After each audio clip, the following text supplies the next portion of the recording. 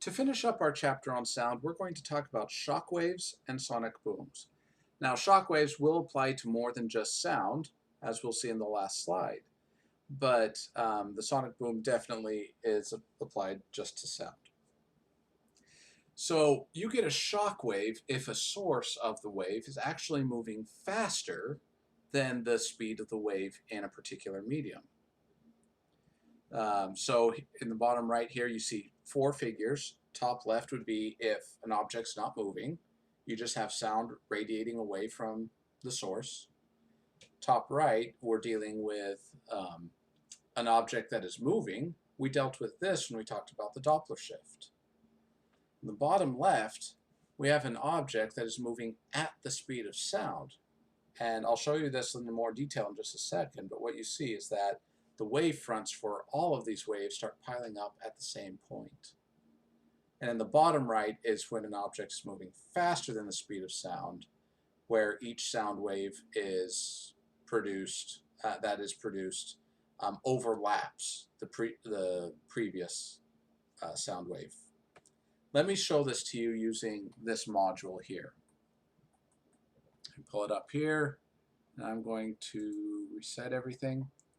So let's not move our observer. So I'm going to set that to 0. Of course, if an object's not moving, it's just going to emit a sound pulse that's just radiating outwards. If you move forwards, then you start getting waves that pile up more in front of the source and more spread out behind the source. If I move faster, you can see that effect a little more clearly. Now the speed of sound is 343 meters per second. So what happens if I get really close to that? Notice that all of the waves start getting piled up here in front of the source. Let me go a little faster.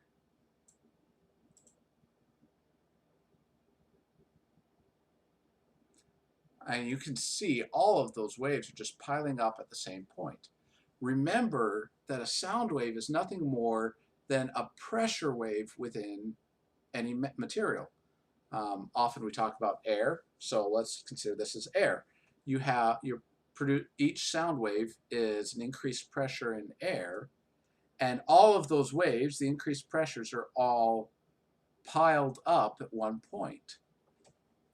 This is what we call the sound barrier. It is a physical barrier because there is a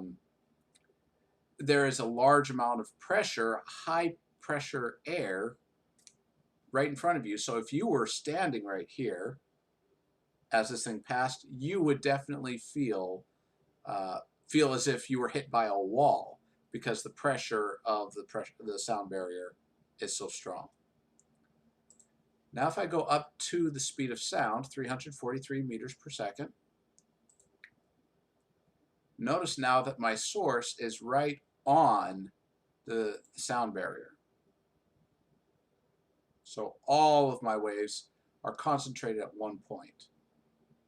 Now let's go a little bit faster. Not a whole lot faster, just a little bit. Now notice that my source is ahead of all those waves, and the waves start falling behind.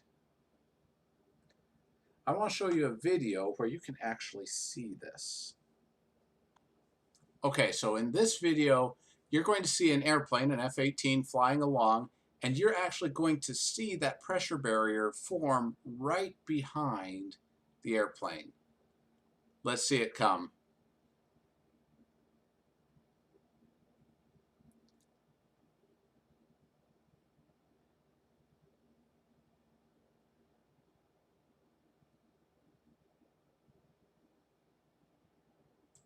Did you see that? Let me move back.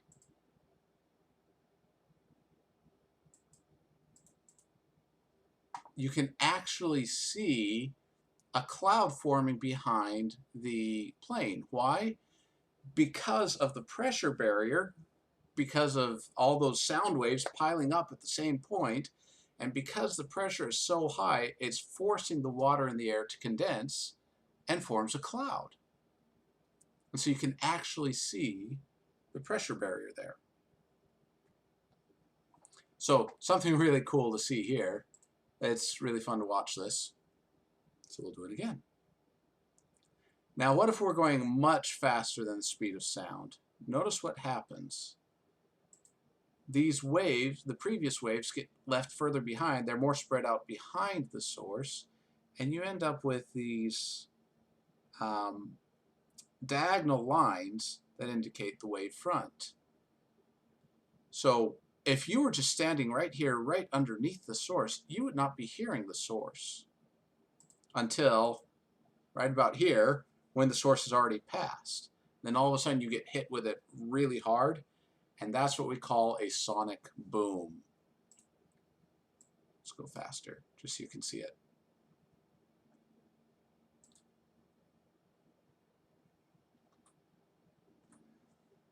So that explains a little bit more about what's going on here in the bottom right figure with this shock wave. It's all the pressure of all the waves are combined along that line, producing a shock wave. Now we can see the shock wave in multiple scenarios. In this top right, you see a boat that's moving along. The movement of the boat produces waves in the water. But the boat is moving faster than the waves can propagate, so it produces a wake, which is very similar to the shock wave of an airplane going faster than the speed of sound. In the bottom right, you see the same thing. You see a duck swimming along faster than waves can move in water, producing a wake behind it. Similarly, the airplane basically produces a wake behind it. And so as a result, you get a sonic boom. Now, one last point to finish up this discussion. When we talk about speeds that are greater than the speed of sound, we usually talk about the Mach number. The Mach number is simply a ratio of the speed to the speed of sound.